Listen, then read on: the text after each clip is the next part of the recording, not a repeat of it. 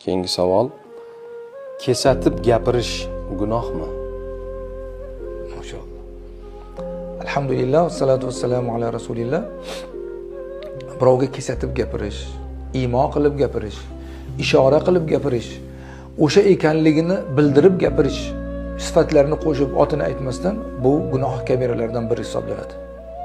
Payg'ambar alayhisolatu vassalom riboni, sudxo'rlikni haromligini bayon qilgan bir uzun hadislari bor. Abu Hurayra rivoyat qilgan hadis. O'sha hadisda Nabiy alayhisolatu vassalom ribo juda katta gunoh, riboning gunohi shunchalikki inson o'zini onasi bilan zino qilganlik darajasichalik, ya'ni juda og'ir gunoh ekanligini aytib turib, bu riboning gunohidan ham kattaroq gunoh bor. U ham bo'lsa kishi birodarining nomusiga, obro'siga til uzatishdir deganlar.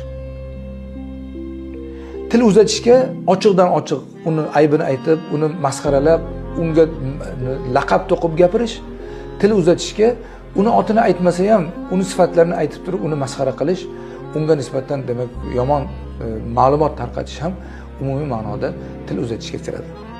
Shuning uchun bundan saqlanish kerak. Qur'oni Karimda